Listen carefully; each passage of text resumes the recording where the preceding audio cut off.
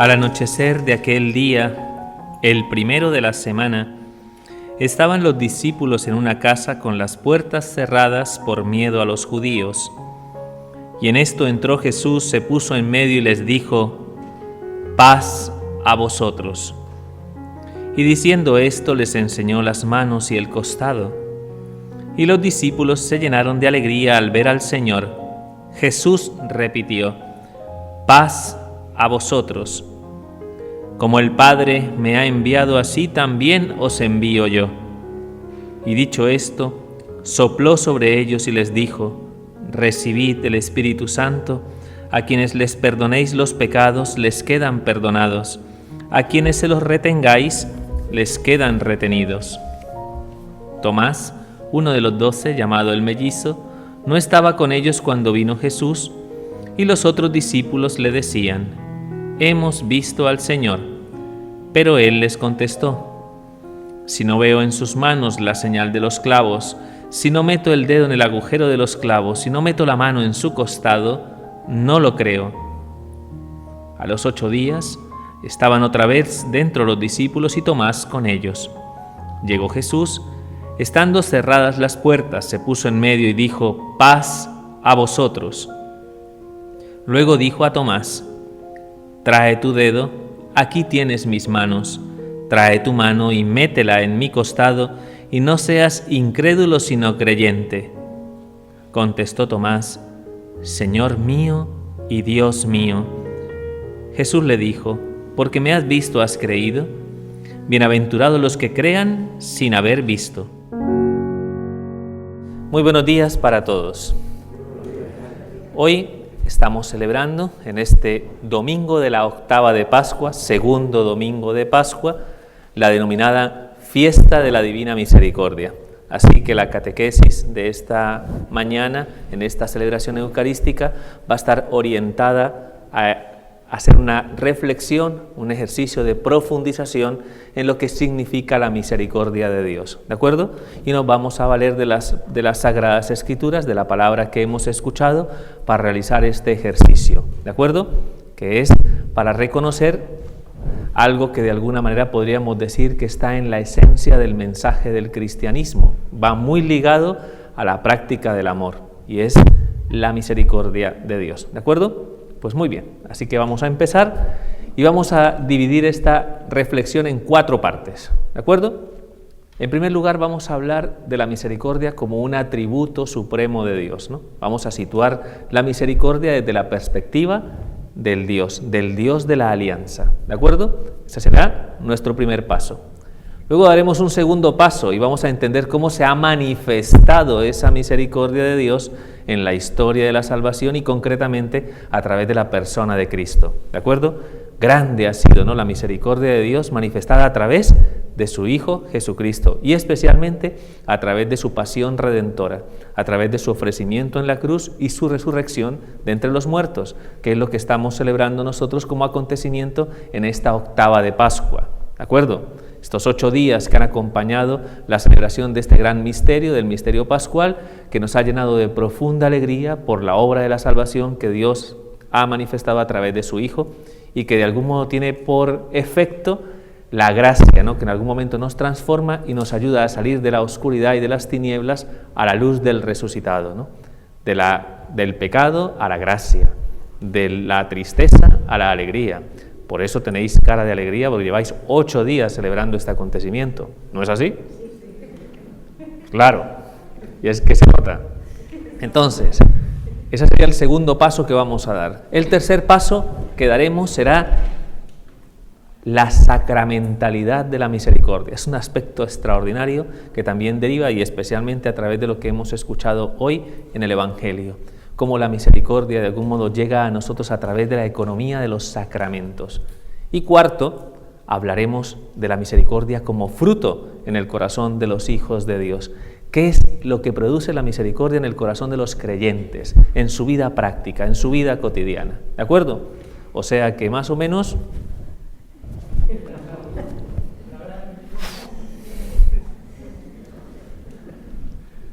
4 o 5 de la tarde. No, seré breve, no os preocupéis. iremos muy concretamente abordando estos temas. Lo primero, la misericordia de Dios como atributo supremo. Entonces, eso es lo primero que tenemos que reflexionar. ¿Qué es la misericordia? La misericordia es algo que de algún modo tenemos que reconocer que no es nuestro, ¿de acuerdo? Eso le pertenece a Dios, es una característica, una cualidad que siempre que en algún momento la señalamos, en primer lugar la señalamos como divina. ¿Qué quiere decir? Que tiene su origen en Dios y que está muy relacionada, evidentemente, con su amor, pero especialmente está relacionada con el concepto de justicia divina, la justicia de Dios, ¿de acuerdo? No os asustéis, porque cuando hablamos de justicia divina, todo el mundo inmediatamente lo primero que se viene a la cabeza es Dios me castiga, ¿no? ¿De acuerdo? Evidentemente, en la palabra de Dios, sobre todo en la antigua alianza, en el Antiguo Testamento, hay muchos momentos en el que la ira de Dios se enciende contra su pueblo y le castiga como consecuencia de su debilidad y de su flaqueza.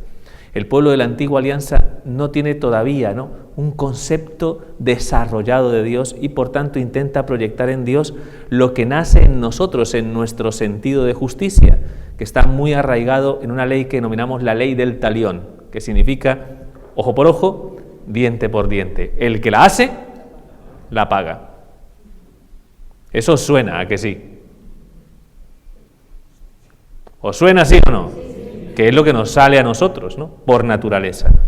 Pero en Dios el concepto de justicia es un concepto más puro, es un concepto que encontramos revelado de una manera más plena a través de Jesucristo, a través de su palabra y a través de su enseñanza, ¿de acuerdo? Entonces, por eso tenemos que comprender cómo entiende Dios la justicia, ¿de acuerdo? Y para eso, pues tenemos que definir qué es la justicia realmente, en su esencia. Y la justicia se define siempre como dar a cada quien lo que le es debido. Repeat after me. Dar a cada quien lo que le es debido. Eso es lo justo, en su sentido más puro, en su sentido más profundo, y que está arraigado en la sabiduría de Dios. Por eso, cuando Dios de alguna manera mira al hombre, a cada uno de nosotros, saben que Dios de alguna manera nos ha creado, ¿no?, con un inmenso amor, con una inmensa ilusión, somos obra de sus manos. Por eso cuando Dios mira al hombre, y especialmente cuando ve que es frágil, que es débil, porque de algún modo todos sabemos por experiencia que tenemos fragilidad y debilidad, ¿no? Es así, ¿no? ¿Estáis empanados o algo así? ¿No? O sea, ¿sabéis que somos frágiles, débiles? ¿Lo sabéis? Bueno, somos frágiles, somos débiles. Entonces, cuando Dios nos ve, que sabe que Él nos ha constituido, Él nos ha creado con amor, sabe perfectamente lo que ha ocasionado el pecado en el corazón del hombre, la herida que está presente en nuestra naturaleza. Por eso Dios, que sabe perfectamente que por nosotros mismos somos incapaces de gestionar esa salvación, o sea, no podemos darnos la salvación a nosotros mismos, por eso Dios, viendo esa situación, que es una situación dramática, una situación de desconsuelo, entonces Dios, ¿qué hace? Pone el dedo en la llaga. Eso es lo que es debido. Ahora que estáis ahí, ¿no?, en la debilidad, en la flaqueza, en el barro del pecado, pues ahí os quedáis. No, el Señor no hace eso, porque el Señor nos ama, porque Él nunca abandona la obra de sus manos, porque su amor, ¿cómo es? Infinito, eterno. Ya nos lo ha dicho en la palabra de Dios durante esta celebración de la Pascua. Con amor eterno te quiero. Y por eso siempre está dispuesto, por su fidelidad, a renovar con nosotros su alianza, a ofrecernos la posibilidad de levantarnos de toda situación de postración y de miseria. Entonces Él sabe lo que realmente nosotros necesitamos. Hemos dicho que la justicia es dar al otro lo que le es debido. Y cuando Dios nos ve así, ¿Él qué piensa que necesitamos? Su perdón, la reconciliación, porque Él sabe que el ofrecimiento de la reconciliación y el perdón nos ayuda ¿a qué? A levantarnos de nuestra miseria y de nuestra postración. Por eso cuando Jesús, repito, contempla tu miseria y tu debilidad, el Señor no te oculta su rostro. El Señor lo que hace es lo contrario, te muestra, ¿no?, esa misericordia ofreciéndote la reconciliación y el perdón. ¿De acuerdo?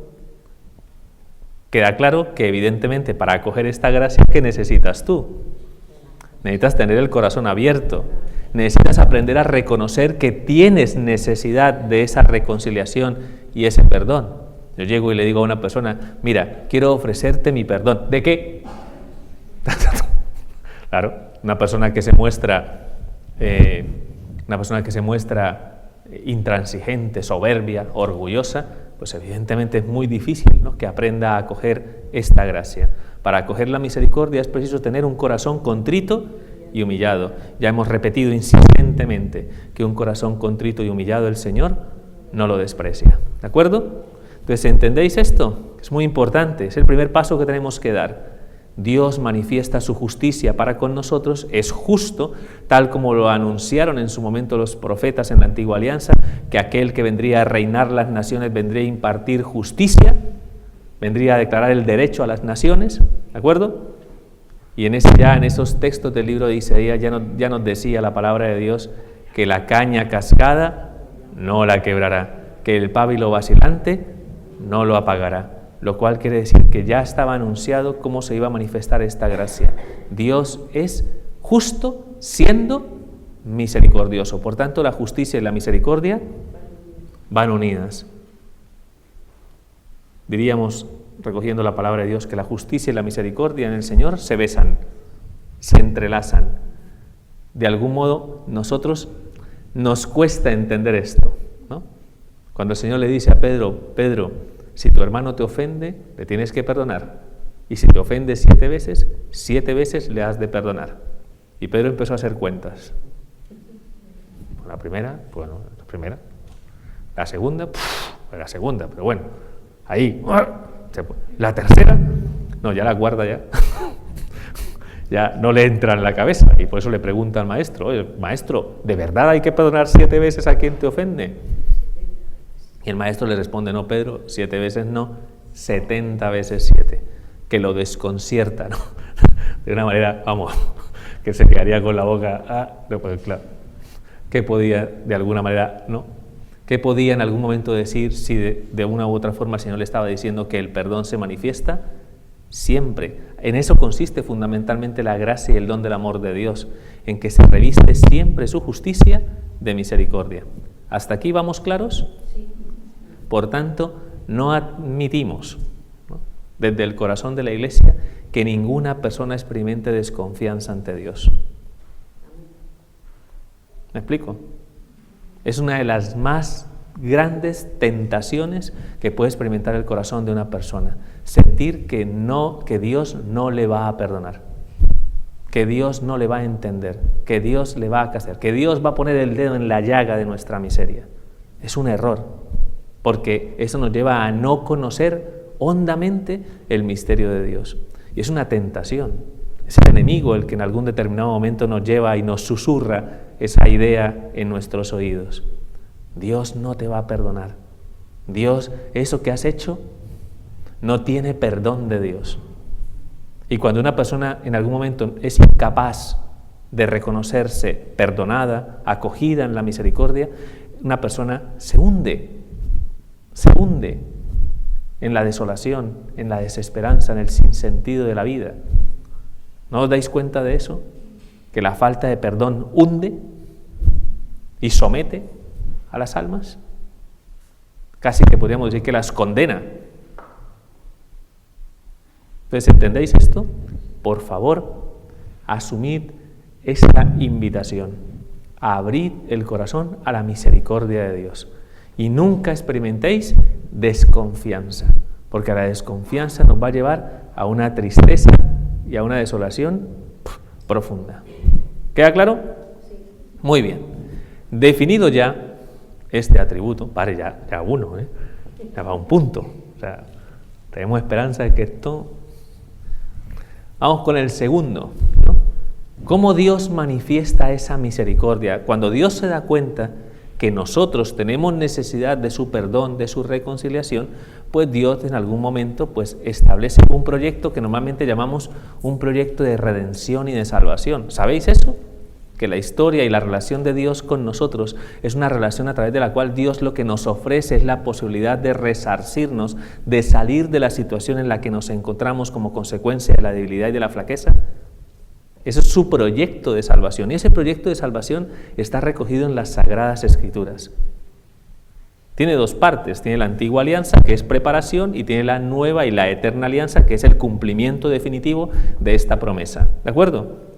Y ese cumplimiento definitivo de esa promesa va asociado a algo que es muy importante. ¿A la venida de quién? A la venida de Cristo. Ahí es cuando en algún momento, vamos a decirlo así, de esta manera, la misericordia de Dios adquiere rostro, se hace palpable y visible, porque alguien puede decir, bueno, es que Dios, ¿cómo sé yo Dios? No, pero es que Dios se ha manifestado en medio de este mundo a través de su Hijo Jesús.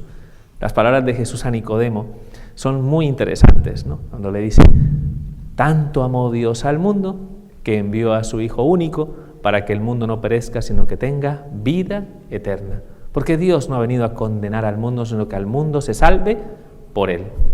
Eso quiere decir que en algún momento la respuesta de Dios se nos ofrece a través de su Hijo Jesús.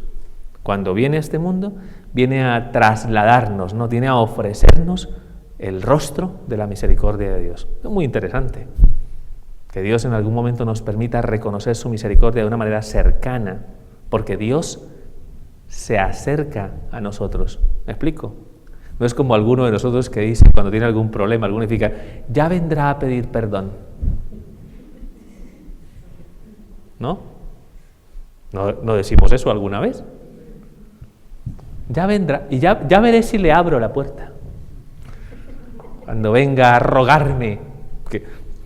No. Dios no hace eso. Dios se acerca. Uno de los grandes misterios que hemos contemplado a la luz del acontecimiento de la Pascua es la condescendencia, el abajamiento de Dios a nuestra frágil condición. Dios se nos muestra y se nos hace presente en medio de nosotros. ¿De acuerdo? ¿Queda claro? Cristo, nuestro Señor, cuando vino a este mundo, pues evidentemente, ¿no?, al acercarse a nosotros se hizo sensible a nuestra debilidad. Por eso la proclamación, ¿no?, de la buena nueva, el anuncio del reino de Dios y la invitación a la conversión, toda la enseñanza de Cristo está ordenada a que en algún determinado momento nosotros vayamos en una dirección contraria a donde nos mueve la naturaleza. Hay un discurso donde Jesús dice, ¿habéis oído que se dijo? Yo os digo. ¿No recordáis esto, el Sermón de la Montaña? El Señor quiere ayudarnos en algún momento a que comprendamos de manera, comprendamos no solo con la mente, sino especialmente con el corazón, cómo se manifiesta esa gracia de la misericordia y el amor de Dios, porque a nosotros nos cuesta bastante, ¿de acuerdo? Por eso dijo unas cuantas enseñanzas muy fuertes acerca de eso, acerca de lo que implicaba para nosotros ser misericordiosos como vuestro Padre del cielo es misericordioso. Cómo en algún determinado momento el perdón debía ser parte de nuestra propia experiencia de vida, no solamente acogiéndolo, sino también ofreciéndolo, que está en la base, ¿no?, de la práctica de la caridad y del amor cristiano. No se entiende el amor cristiano sin la misericordia, sin la compasión, sin la capacidad en algún momento de ofrecer el perdón, y especialmente a ¿quiénes? Porque si de alguna manera amáis a los que os aman, ¿qué mérito tenéis? El Señor nos enseña a hacer esto con nuestros enemigos. Porque en el fondo sabe perfectamente que una de las mayores esclavitudes que condiciona el corazón del hombre es el rencor y el resentimiento, lo que guardas en tu corazón, porque eso te carcome como la carcoma a la madera, ¿no? Eso de algún modo es como un gusano en una manzana, ¿no? ¿Me entendéis? O sea, eso lo que hace es fundamentalmente deshumanizarnos. Se utiliza normalmente la palabra alienación, que significa que te impide el desarrollar, ¿no?, realmente la verdadera naturaleza que tenemos, ¿no?, nuestra naturaleza humana. Nos desdibuja y nos hace ser personas agrias, ¿no?, agrias, personas de alguna manera, ¿no? Como, no sé cómo llamarlo, ¿no? Amargar, ¿sí? Quien no reconoce esta misericordia, pues evidentemente vive un drama en lo más profundo de su corazón, ¿de acuerdo? Entonces, Cristo, de algún modo, nos enseñó a través no solamente de su enseñanza, perdón, valga la redundancia, sino especialmente a través de su propia vida. Porque ¿qué hizo Jesús? Jesús asume una tarea. ¿Cuál es la tarea? La hemos meditado en esta Pascua, la hemos meditado profundamente. ¿Qué hizo? ¿Qué es lo que se comprende del Viernes Santo? Que Jesús murió, sí, pero ¿y por qué murió? Murió por nuestros pecados, ¿no? Se ofreció como víctima expiatoria a aquello que merecíamos nosotros como consecuencia de nuestra debilidad y de nuestra flaqueza, aquello que podía hundirnos, ¿no? En la sensación de la culpa. ¿Quién lo ha cargado? Él es lo que representa la cruz, ¿no? Él ha cargado con eso, ha asumido eso por nosotros, y de esa manera, ofreciendo al Padre ese único y eterno sacrificio, ¿no? Se ha constituido, ¿no? En verdadero mediador, sumo sacerdote de una nueva y eterna alianza, y nos ha concedido a través de esta acción que va unida al derramamiento de la sangre. ¿Recordáis cuando meditamos por qué derramamiento de sangre? ¿Por qué? Porque era la forma, ¿no? Como en la antigua alianza se entendía, ¿qué cosa? La reparación por el daño ocasionado por el pecado, lo que se ofrecía a Dios para que Dios en algún momento, ¿no? Nos ofreciera su salvación. Ese sacrificio trae consigo un fruto, que que tengamos una vida nueva, que es significada a través de ¿qué?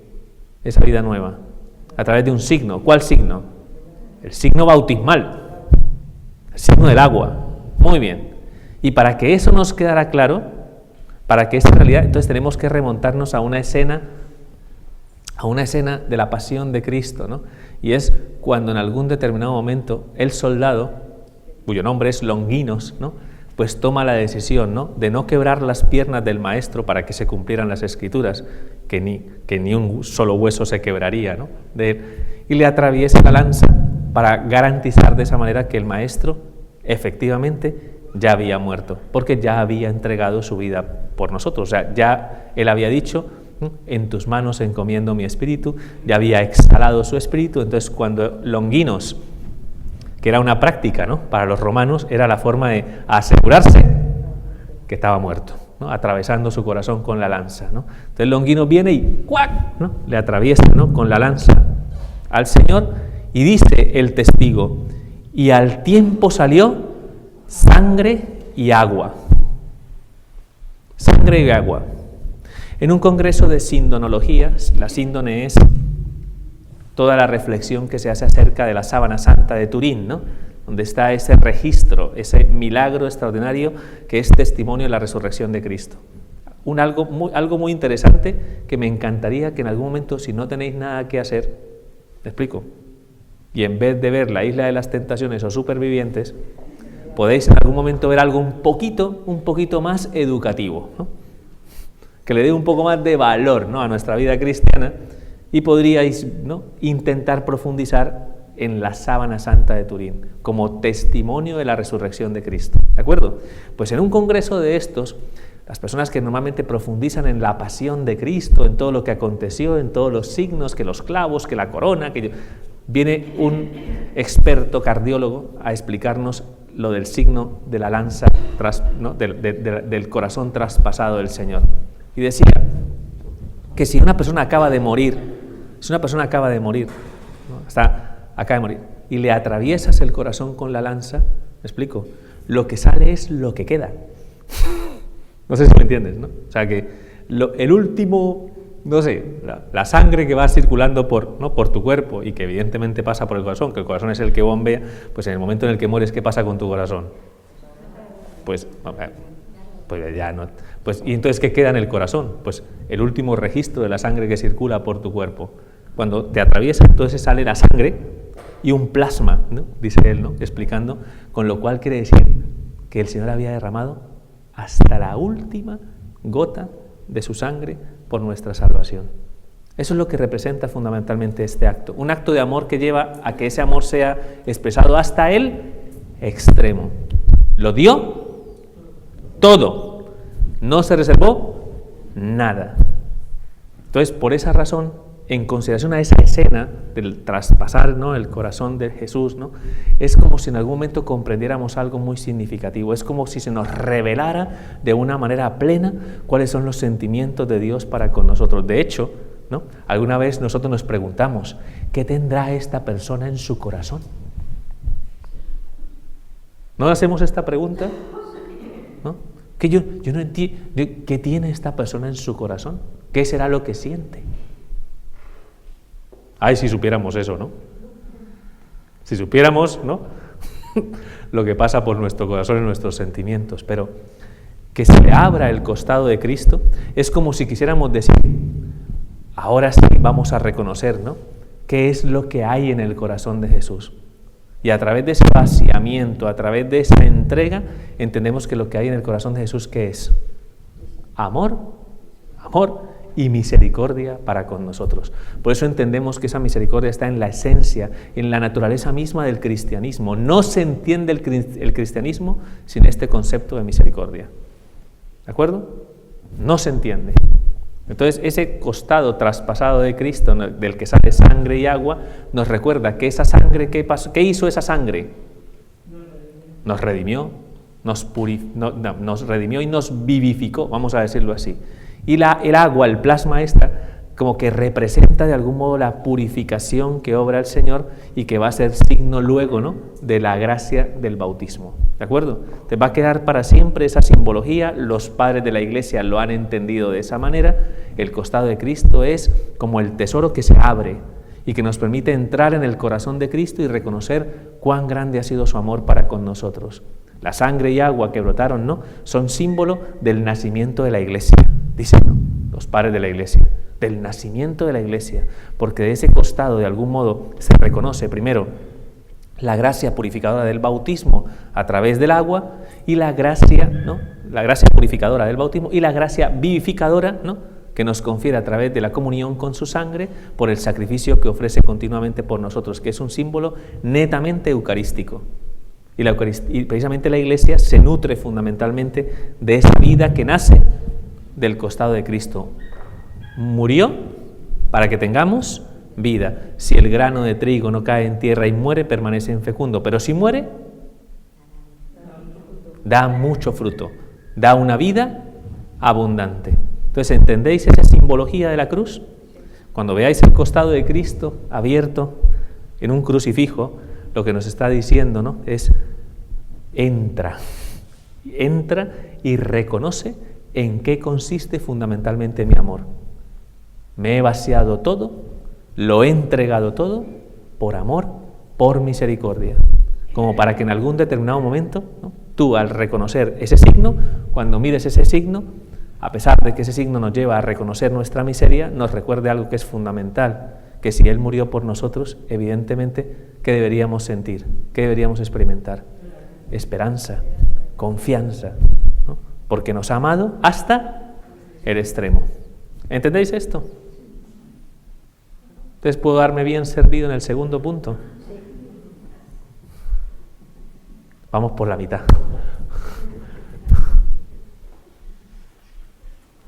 Por esa razón, dice San Pedro en una de sus cartas, cuán grande es la misericordia de Dios, cuán grande es la misericordia de Dios que se ha manifestado a través de la persona de Cristo y a través de su resurrección de entre los muertos. Porque en el fondo, ¿no?, pues nos ha mostrado, evidentemente, cuán grande es la disposición que Dios tiene para levantarnos y redimirnos del pecado, de las consecuencias del pecado en nuestro corazón. O sea, por eso cuando miramos a Cristo en la cruz, lo que contemplamos siempre es un amor, ¿no? No contemplamos el sufrimiento en sí, no generamos una especie de sensación como de tristeza y de desolación, sino que lo que vemos es esperanza. Así es el amor de Dios. Lo comentaba, ¿no?, el día Viernes Santo, cuando les recordaba que las imágenes de la Virgen Dolorosa, ¿no?, que normalmente aparecen al pie de la cruz, siempre se les llama la esperanza, ¿no? Esperanza Macarena, la Esperanza de Triana, son vírgenes sufrientes, vírgenes dolorosas que están al pie de la cruz. que evidentemente están contemplando la realidad del sufrimiento, pero ¿qué ven a la luz de esa realidad?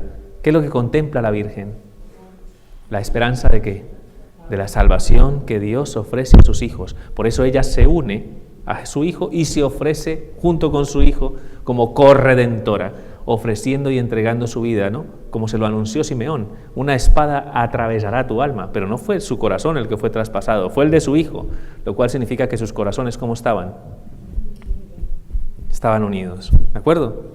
Pues muy bien, esta es esa gracia manifestada a través de su Hijo Jesús, ¿de acuerdo? Y ya hemos anticipado un poco el tercer punto, ¿no? De cómo se manifiesta fundamentalmente esta gracia y esta misericordia, ¿no?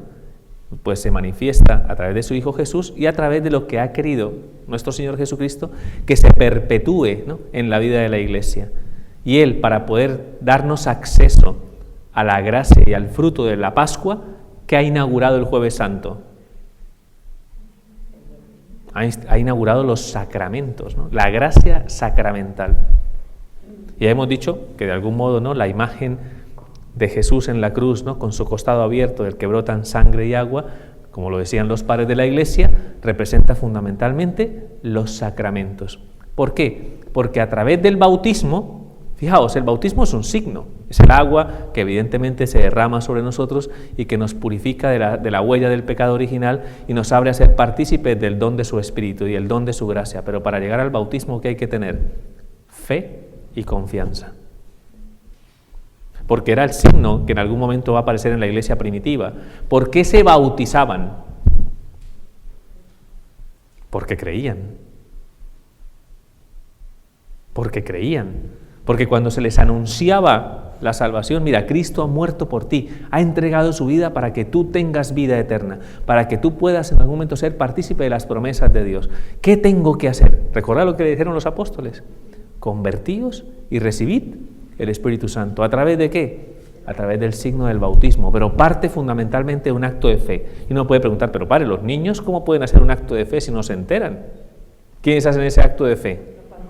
Hombre, lo hacen los padres y los padrinos, ¿no? Que los padres y los padrinos no están para que se haga una fiesta, para que le den regalo, no, es para que crean, ¿no? Esos niños con el paso del tiempo en este acontecimiento, para ofrecerles algo que consideramos necesario, muy necesario para el desarrollo de su vida y para su salvación. Ya tendrán la oportunidad de confirmarse y asumir esa realidad por sí mismos. Pero mientras tanto, nosotros les ofrecemos lo que consideramos que es lo más importante que tiene que tener una persona en su corazón: la gracia y el don del Espíritu Santo, que nos abre el camino hacia la salvación. ¿Queda claro? Esa es la economía de los sacramentos, y el inicio se da a través de la fe. Pero evidentemente nosotros seguimos teniendo huellas de debilidad. No significa el bautismo que inmediatamente todo ya, ¿no? Que no haya concupiscencia, que no haya inclinación al mal. Podemos combatirla, porque ya tenemos las herramientas, pero sabemos que en algún momento podemos caer. Entonces, ¿qué hace el Señor? Nos ofrece sacramentos de vivificación. Vivificación se entiende, ¿no? Que si en algún momento estamos así como... nos da una gracia para renovarnos, ¿no? Para renovarnos. ¿Nos ha pasado nunca en algún momento que estéis así como que no podéis ya, en fin, que ya no puedo, y que te tomas algo, no sé, ¿no? Cualquier comida, cualquier bebida energética o lo que sea, y alguno habrá llegado por ahí medio borracho algún día a la casa y se habrá comido algo para levantar el ánimo, seguro. Pero lo que quiero decir con esto es que nos demos cuenta cómo el Señor también entiende la necesidad de fortalecer y vivificar nuestro corazón. ¿De acuerdo? Y los sacramentos de vida en la Iglesia son 2, según el Catecismo de la Iglesia Católica. ¿Cuáles son esos sacramentos? Dice el hermano aquí, teólogo a mi izquierda. Esos teólogos son la reconciliación o penitencia o sacramento de la confesión y el sacramento de la Eucaristía. ¿De acuerdo? Ya hemos hablado de la Eucaristía porque evidentemente, ¿no? Símbolo de que el Señor dice: tomad y comed, esto es mi cuerpo, tomad y bebed, esta es mi sangre, lo cual significa comunión con la víctima que se entrega por nosotros, ¿no? Pero para poder ser partícipes de esa realidad, pues se necesita que estemos continuamente renovando en nosotros la gracia del perdón y de la misericordia que Dios nos ha ofrecido. Y esa es la confesión. ¿Se habéis escuchado hoy en el Evangelio, ¿no? El Señor de algún modo, ¿no? Cuando llega y se presenta a los suyos, ¿no? Que les dice paz a vosotros, ¿no? En la segunda vez que les dice paz a vosotros, dice insufló su aliento, su ruaj, ¿no? ¿Qué recuerda ese ruaj? La creación, ¿no? Cuando Dios de alguna manera creó todo, ¿no? Con la fuerza de la palabra, ¿no? Y el Espíritu Santo, dice el Espíritu de Dios, aleteaba por las aguas, ¿no? O cuando insufló sobre el hombre, ¿no? Su aliento de vida, ¿no? ¿De acuerdo? Insufló su aliento. ¿Qué les dio a los apóstoles, a los que había configurado sacerdotes de la nueva alianza? Les ofrece la gracia a través de su Espíritu. Y les dice, a quienes vosotros le perdonéis los pecados, les quedan perdonados, a quienes se los retengáis, les quedan retenidos. ¿Qué es lo que se inaugura ahí? ¿Qué gracia se inaugura? La gracia de la reconciliación y la misericordia. Nosotros no podemos de alguna manera ofrecer el perdón de Dios. ¿Me explico? O sea, a lo mejor viene alguien, Padre, ¿me perdona? Y yo, mira, pues sí, pero hombre, evidentemente, pero quien te ofrece realmente el perdón es Dios, ¿no? O sea, Dios a través del sacerdote es quien te reconcilia, ¿no? Cuando en algún momento escuchéis en una confesión, yo te absuelvo de tus pecados, yo te absuelvo, ese yo es el mismo ese pronombre de la primera persona del singular, es el mismo que utiliza el sacerdote en la consagración eucarística para decir, esto es mi cuerpo y esta es mi sangre. Ese yo, ¿quién es realmente? Es Cristo, que es quien ofrece realmente el perdón. ¿Me explico? Por eso cuando dicen, ¿cómo un sacerdote pecador, ¿no? nos va a nosotros conceder la misericordia y el perdón? Lo primero es cierto. O sea, que de eso no vamos a protestar, ¿no? O sea, para los curas somos un desastre, como, en fin, o sea, somos débiles y frágiles como cualquier persona, ¿no? Pero quien ofrece realmente el perdón no es el sacerdote, no es el que te perdona. Él te perdona en nombre de ¿quién? En nombre de Cristo. Por eso va revestido, por eso tiene una estola, para recordarte que en ese momento quien te ofrece esa reconciliación es Cristo. Y es lo que Él quiso dejarle a los apóstoles, el ministerio de la reconciliación y el perdón. ¿Cómo podemos encontrarnos en nuestra vida cotidiana con la misericordia de Dios? Nos la hemos encontrado en el bautismo, cuando hemos sido constituidos criaturas nuevas, porque es lo que ha pasado, y es una acción donde la misericordia de Dios, ¡wow! Y cuando renovamos esa gracia bautismal, a través de la reconciliación. Por eso Tertuliano llamaba a la confesión el bautismo de las lágrimas. Muy bonito, ¿eh? Una definición muy bonita que nos ayuda a recordar que a través de la reconciliación volvemos a renovar la gracia del bautismo. Nos hacemos criaturas nuevas. ¿Qué es lo que quiere Dios a través de este sacramento? Pregunta, ¿cuándo fue la última vez que te confesaste?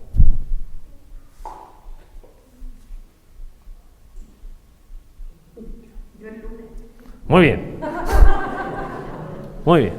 ¿Cuándo fue la última vez que pasaste por...? Sí, ya hablaremos de la devoción y todo lo que implica la devoción para animarlos un poquito más a la confesión. Bueno, muy bien, pero quiero que os hagáis esa pregunta con el corazón. ¿Cuándo fue la última vez que pasaste por el sacramento de la reconciliación y de la misericordia de Dios? ¿Amigo? Me suena que Adolfo Suárez era presidente.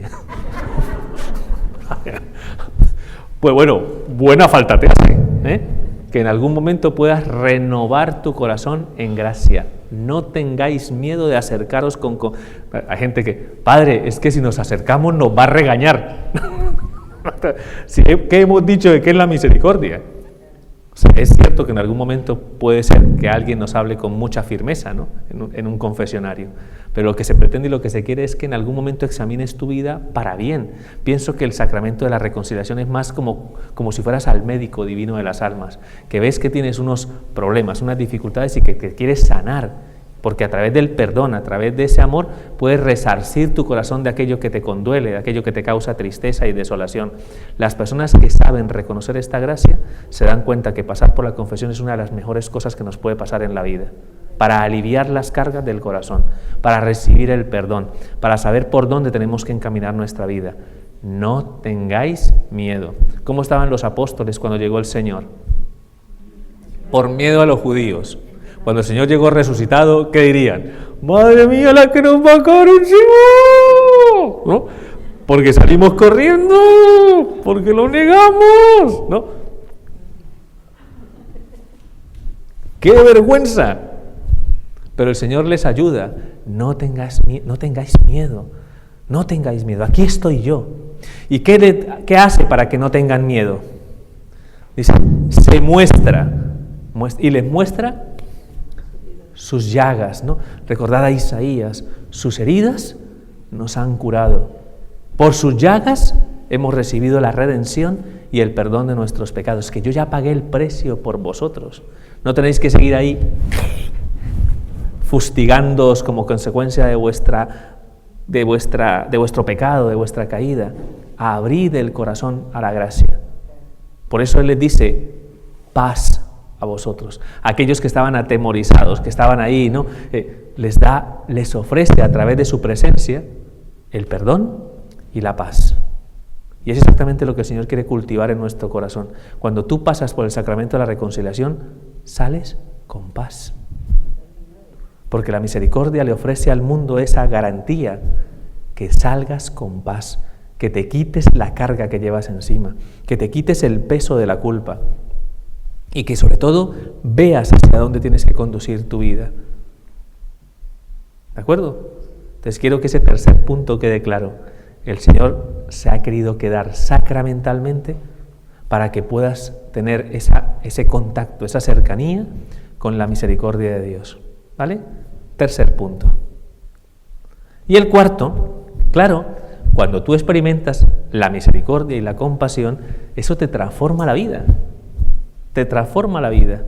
Y por esa razón es como si el Señor, a través de ese gesto, te invitara en algún determinado momento a que hicieras lo mismo, a que practicaras la misericordia para con el prójimo. Hemos escuchado un texto del libro de los Hechos de los Apóstoles. Es la primera lectura que hemos hecho.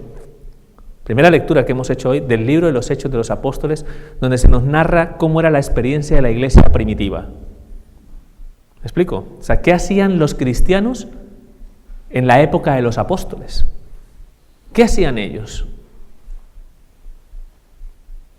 Y lo primero que nos dice es eso: tenían un solo corazón y una sola alma. Confrontémonos nosotros. Tenemos un solo... Mira, hay muchos más signos de división en nuestro mundo de lo que os podéis imaginar. ¿Me explico? Hay muchos signos de división. ¿Tenemos realmente un solo corazón y una sola alma? Hoy estarán los merengues ante los culés. ¡Os hemos ganado! ¿No? Y ya hay una división ahí, ¿no? La política. Madre mía, la política, cómo nos divide. Cómo divide nuestro corazón. Entre nosotros mismos, ¿no? Entre nuestras realidades eclesiales, que si perteneces a este grupo, que si perteneces a este otro, que si vas a este sitio, que si... Y estamos siempre divididos. Y la división no es de Dios. Dios quiere que tengamos ¿Cómo poder tener un solo corazón y una sola alma? ¿Viviendo qué experiencia? La experiencia de la misericordia y el amor es lo que confiere que tengamos la capacidad de, a pesar de las diferencias, a pesar de que no pensemos igual, que tengamos claro hacia dónde tenemos que encaminar nuestra vida y qué es lo que le da unidad a nuestra experiencia de vida cristiana. Y es la gracia de Dios. Tan grande, tan fuerte esa experiencia de la iglesia primitiva, que dice, todo lo tenían en común, todo. Y si alguno tenía más bienes, los vendían y repartían con los que a lo mejor no lo tenían. De tal forma que nadie consideraba nada propio y todo de alguna manera se ponía al servicio de todos.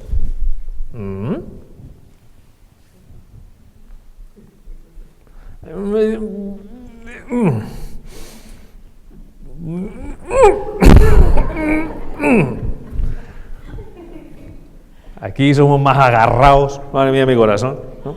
Siempre tenemos esa necesidad como de cuidarnos, ¿no? Y cuidado, me toca lo mío, ¿no? O sea, somos muy posesivos, me explico, no dejamos que de algún modo la gracia y la misericordia de Dios nos transforme la vida.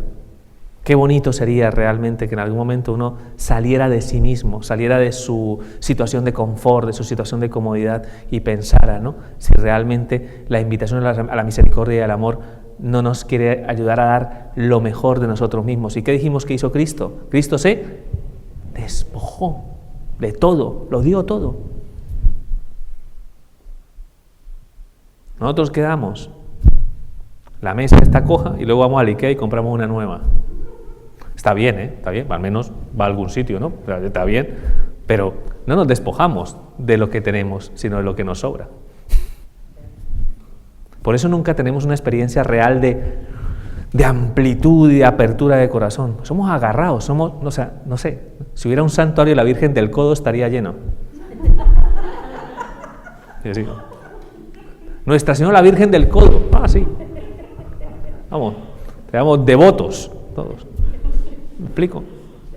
Así que hay que pedirle al Señor esta gracia, que nos ayude. Tenían todo en común. Perseveraban en la enseñanza de los apóstoles, perseveraban en la oración en el templo.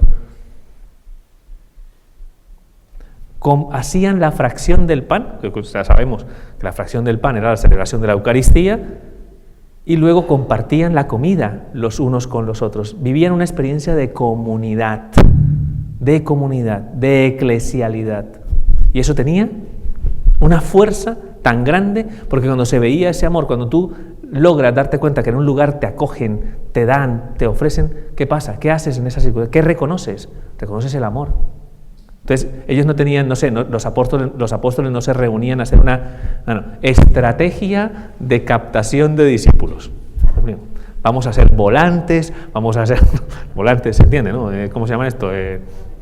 Vamos a mandar a Juan, que es el así como el más joven, pues a lo mejor, ¿no? Pues lo mandamos a la puerta del templo a que flyers, es que llaman de estos, ¿no? O sea, ¿cómo era su política, de algún modo, ¿no? Para que vivieran más adeptos en la iglesia. Era su vida, su testimonio de vida, su capacidad de acogida, su capacidad generosa, su entrega, y eso hacía que muchos se fueran uniendo y que, según lo que dice la palabra de Dios, fueran alcanzando la salvación. Es una expresión de la misericordia, ¿no? ¿De acuerdo? San Juan, hoy en la carta que hemos escuchado, nos hace una invitación también muy especial, ¿no? Si de algún modo nosotros, ¿no? ¿En qué se conoce que somos discípulos de Cristo, ¿no? Realmente, en que hemos conocido el amor, ¿no? El amor de Dios, y que ese amor de Dios evidentemente transforma mi vida. Pero si ese amor es verdadero, se concreta en aquello amando lo que Dios ama. ¿Y a quién ama? Dios. ¿A quién ama? Ama a todos sus hijos. ¿No? ¿Me explico? A propósito, Dios ama alcoletas. No sé, ¿lo amará? ¿Y a Pedro Sánchez? ¿Lo amará?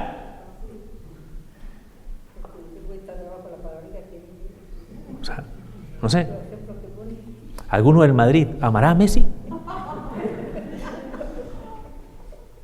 explico? O sea, Dios derrama su gracia y su amor hacia todos. Y nos invita a hacer lo mismo para que encontremos nosotros, ¿no? Encontremos la verdad que va unida a la gracia y a la misericordia de Dios.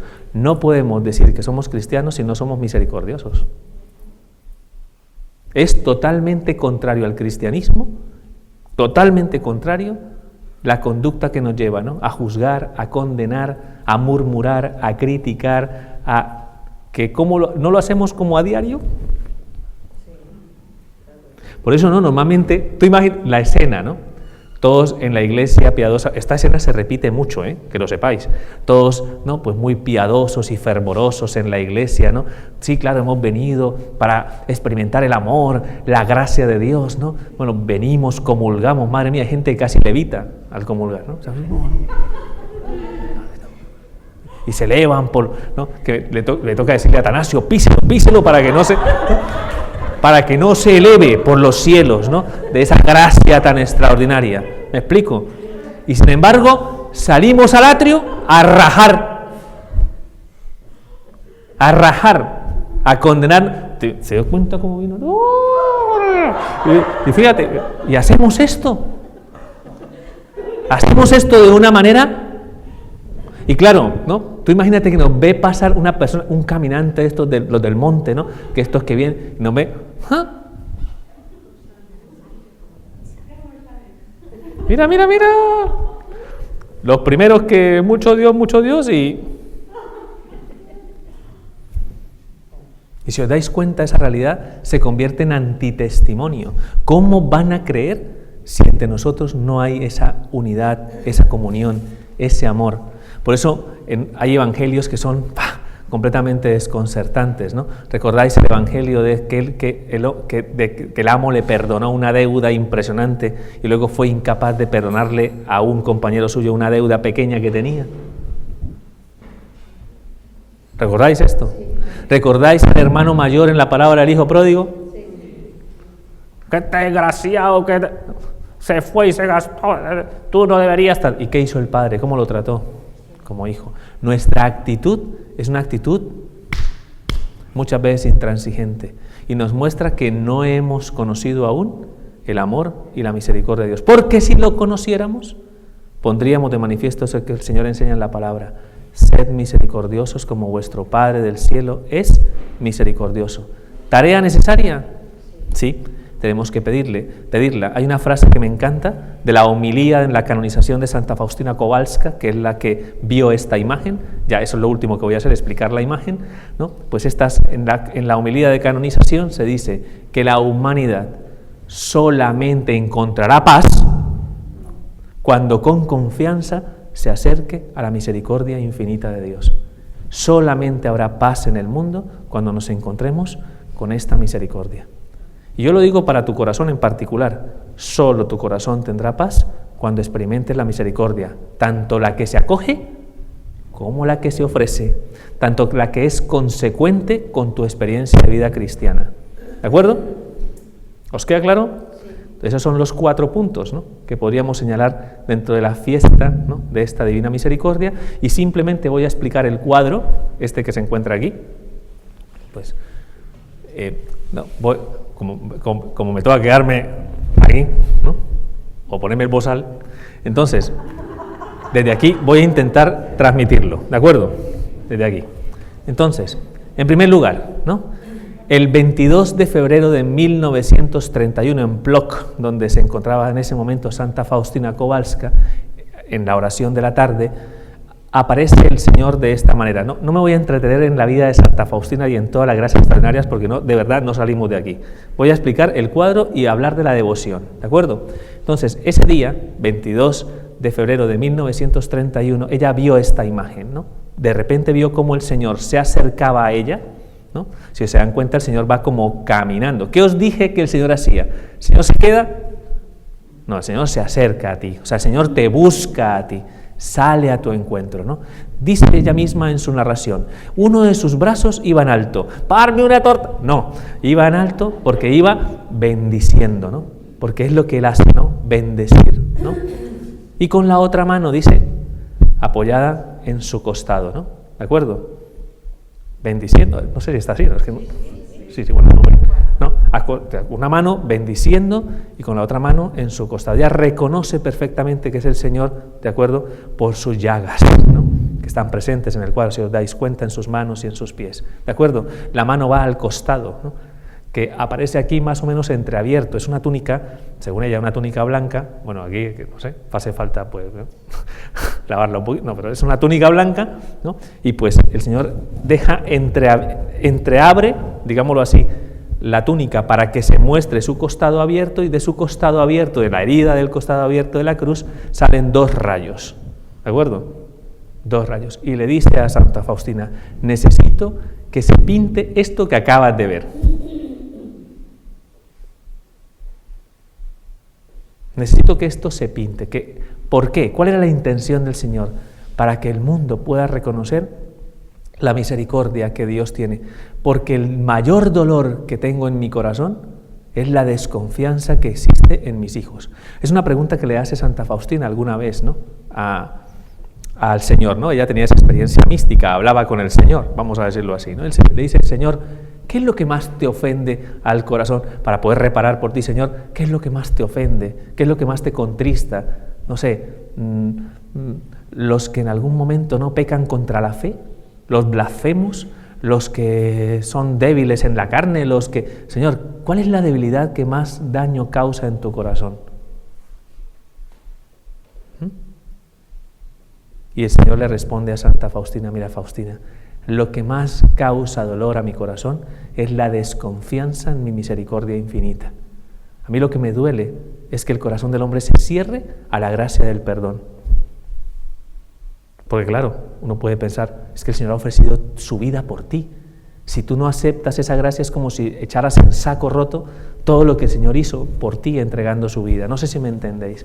Él lo hizo para que encontraras el amor y la misericordia de Dios. Cuando rechazas esa misericordia, el Señor a eso le duele enormemente. Por eso al Señor le duele tanto el endurecimiento de nuestro corazón. Entonces le dice, ¿no? Pues oye, entonces para eso quiso pintar esa imagen. Luego ya le va a preguntar, eso en Vilna, que es donde se hace la pintura, le dice, ¿y qué significado tienen los rayos? ¿Qué significado tienen estos rayos? O sea, le dice, no, pues esto recuerda ese acontecimiento, ¿no? El que les he narrado, ¿no? Cuando hemos hablado de cuando fue su costado traspasado en la cruz, que brotó sangre y agua. El rayo rojo, que creo que está a la derecha, si estoy mal, sí, ¿no? El rayo rojo que está a la derecha representa la sangre, ¿no? De ese momento, la sangre que nos vivifica y que va asociada y ligada, evidentemente, a los sacramentos, ¿no? De vivificación, ¿no? Al perdón y a la Eucaristía. Y el blanco, ¿no? Representa la purificación, ¿no? Que Dios obra, que de algún modo nos recuerda qué sacramento, el bautismo, ¿no? Es un poco lo que se lo resume de esta manera: la sangre que vivifica, el agua que purifica, ¿no? Y que representa fundamentalmente la gracia de Dios, de donde nace la Iglesia, de donde brota toda gracia, de donde de algún modo podríamos decir se esconden los secretos de la misericordia y el amor de Dios. Entonces necesito que lo pintes, ¿no? Que todo esto, y ponga, ¿no? Luego se va a poner, ¿no? Esa frase, ¿no?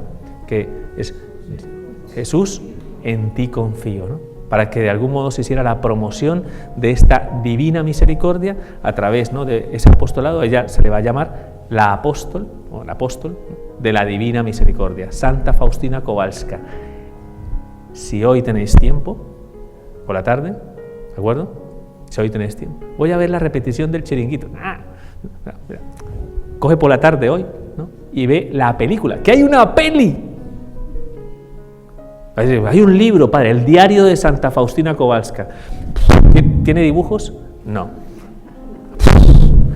A los que no les gusta leer, pero hay gente que a toda la gente le gustan las películas. Pues entonces, hoy, padre, ¿y dónde podemos conseguir las películas? Aparecerán algunos y yo sé dónde. O sea, algún pirata cibernético esto, ¿no? En fin, pero, o sea, si conseguís, ¿no? La película, ¿no? Vedla esta tarde. Haced este ejercicio, ¿no? Para que podáis comprender todo lo que vive Santa Faustina Kowalska en su vida, a través de toda esta devoción, ¿de acuerdo? La Divina Misericordia.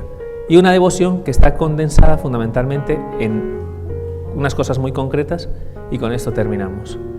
La imagen de la Divina Misericordia, el establecimiento de la fiesta de la Divina Misericordia en el segundo domingo de Pascua, que ya lo estamos viviendo como iglesia, ¿de acuerdo? La coronilla y la novena a la Divina Misericordia, que es algo que se realiza normalmente, que se hace con el rosario y que es relativamente fácil de hacer porque es bastante cortito, es un rosario pequeñito, ¿de acuerdo? La hora de la misericordia, a las 3 de la tarde fue cuando Cristo entregó su vida por nosotros en la cruz, pues más o menos por esa hora meditar la pasión y meditar este acontecimiento, ¿de acuerdo? Y el apostolado, ¿no? De la Divina Misericordia para poder transmitir y comunicar esta gracia a los demás. Ese es nuestro cometido. Promesa que va asociado a esto, el Señor lo dijo desde el principio con la imagen: el alma que de algún modo sea devota de mi misericordia jamás perecerá.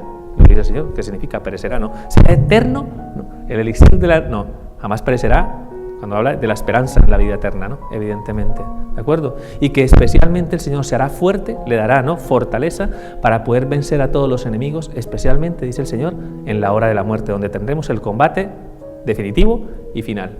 Así que os dejo esta posibilidad de poder adentrarnos en esta gracia, en esta devoción. Hay mucha gente que tiene grupos de oración y devoción a la Divina Misericordia. Meteos de lleno, para que tengamos paz en el corazón.